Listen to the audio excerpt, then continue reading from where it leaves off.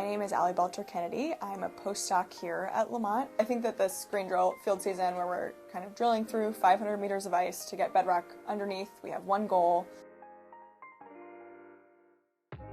And if we don't meet that goal, we may have learned a lot of things about how to operate this drill, kind of the science that we could do at this site, but we don't get to kind of complete the goal and carry out the science that we'd planned. So it's a huge risk to put kind of all of our eggs in one basket and really go to this site and know that if we weren't able to complete the drilling, we weren't able to continue the science that we'd planned. So that was definitely the biggest risk scientifically that I've taken.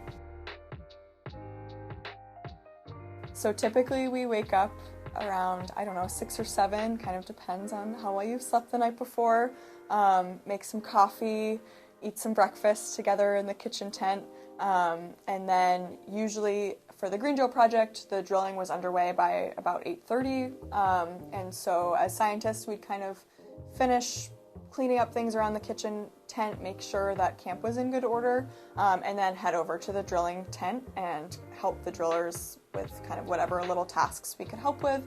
We were also collecting some of the ice chips or kind of shavings that would come up the borehole to do some water isotopes, so try to get kind of a rough climate record eventually from this drilling process. And so we were able to kind of be there and collect that ice that was coming up. And so we'd do that till about noon. We'd all break for lunch for about half an hour and then get back to the same work in the afternoon. And then have dinner around 6 p.m. and just kind of hang out in the kitchen tent together, reflect on our day, eat food, and then go to bed pretty early, usually in bed by 8:30 or 9, so lots of rest needed up there. That was kind of a typical day, but you also have a lot of days where there's too much snow or too much wind to work, and so usually what that looks like is spending a lot more time in that kitchen tent, hanging out together, reading a book, kind of just figuring out how to entertain yourself. And then when the storm's over, spending a lot of time with shovels, digging out the camp, and making sure that it's safe to continue living there. I did my undergraduate degree at Bates College up in Maine in geology, so I was trained as kind of a more traditional geologist. And then I took a few years away from academia and came back to University of Maine to do a master's, where I started to do some of my polar research. So I did my master's thesis on a site in Antarctica, and got really excited about learning about kind of these large ice sheets and how they've changed through Earth's history, and decided I wanted to keep working on similar stuff. So I came here to Lamont to do my PhD, and just graduated in May. When I was in high school, that was really when climate change started to become more of kind of a popular conversation. And so I think kind of building a skill set that I could use where I get to be outside, but also hopefully, do something that felt like I was working towards an important problem. When I was in college, this was in 2013, I got this small grant from my college to go live in Norway with a reindeer herding family for a few months. And I had proposed that I was going to learn all about how they experience climate change and why climate change was so concerning to them. And what I found when I got there was really the way that this family and their kind of community in general approached the problem of climate change was not to speak about it so specifically and worry about it so much, but really just to adapt to their kind of the changing world around them. In my senior year of college, I was able to do some work up in the Arctic with my advisor there, and so kind of fell in love with glacier science and being in the polar regions, and decided that I could kind of bring all those things together for the polar science career. I think one of the biggest challenges that I've faced in my kind of field-going career so far has been this past season at GreenDrill. So we were working with these ice core drillers who had this really large drill rig, and they were kind of taking the brunt of most of these challenges.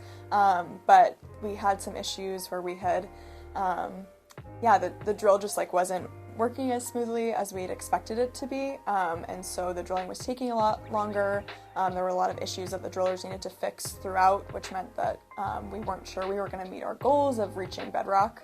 And then at one point we actually, with the drill, fractured the ice, which was thought to be kind of a death sentence for this drilling, and that, you know, that we'd have to kind of halt operations and wouldn't be getting through the ice as we had planned. And yeah, just kind of working with the drillers who were amazing and were really good at problem solving and kind of testing all these different things so they could see if they could fix what was going on, and coming out in the end and being able to finish drilling was really exciting, and getting to the bedrock.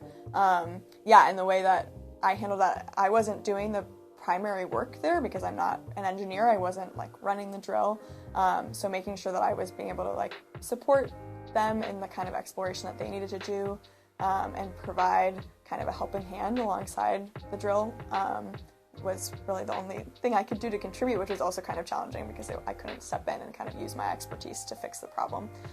So that was a good lesson for me in learning how to support, but yeah, while not being kind of the primary problem solver.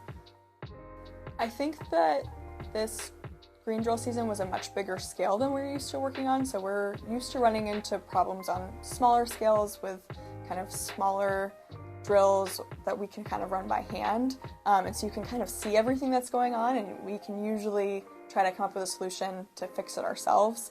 And so yeah, this was a different scale where things were going on in the ice that you can't see. You're hundreds of meters down in the ice, and again, like, we didn't have quite the expertise, so we're working with these drillers who do have the expertise, but there were moments where we were all pretty stumped, so yeah.